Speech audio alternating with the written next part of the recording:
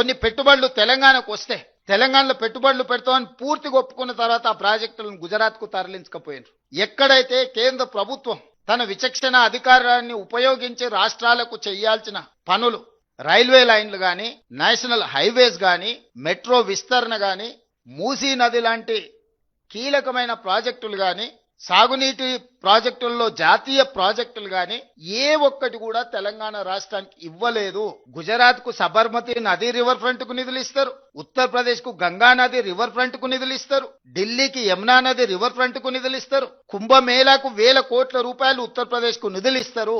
తెలంగాణలో జరుగుతున్న గోదావరి పుష్కరాలు గాని, సమ్మక్క సారలమ్మ జాతర గాని, కృష్ణా పుష్కరాలకు గాని ఏ కార్యక్రమాలకు కూడా దేవుడిని నమ్మినము, దేవుడిని మేము అత్యంత ప్రాధాన్యత ఇస్తామంటే భద్రాచలంలో రాముడికి మందిరం లేదా, సమ్మక్క సారలమ్మ గిరిజనుల దేవతలు లేరా, బాసర మందిరం లేదా, వేములవాడ రాజన్న మందిరం లేదా?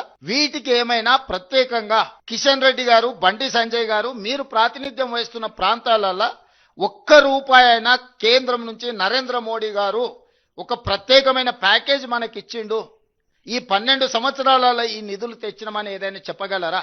విపత్తులు వచ్చినప్పుడు, వరదలు వచ్చి మనం కొట్టుకపోతే 10,000 కోట్ల రూపాయల నష్టం జరిగితే 10 సార్లు పోయి కలిసి వచ్చిన, ఎవరు ఎన్నెన్నా ఎవరు ఎన్ని తెచ్చినా రేవంత్ రెడ్డి మోడీకి అమ్ముడు పోయిండన్న ఆరోపణలు చేసినా కూడా రాజకీయ విజ్డమ్ ను వాడి ముఖ్యమంత్రిగా నా బాధ్యత 10 సార్లు తిరిగైనా సాధించుకోవాలంటే ఖమ్మం, హైదరాబాద్ నగరాలు వరదలలో కొట్టుకుపోయినప్పుడు ₹1 ఏమన్నా అదనంగా సాయం చేసిండ్రా?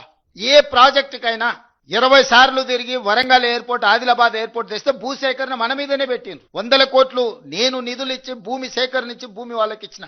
ఇప్పుడన్నా వరంగల్ ఎయిర్పోర్ట్ కట్టండి. తెలంగాణకు ఉన్నది ఒకే ఒక్క ఎయిర్పోర్ట్ శంషాబాద్. మీరు ఆంధ్రప్రదేశ్లో తీసుకోండి, కర్నూలు ఉంది, కడపలు ఉంది, తిరుపతిలో ఉంది, పుట్టపర్తిలో ఉంది, విజయవాడలో ఉంది, రాజమండ్రిలో ఉంది, వైజాగ్లో ఉంది.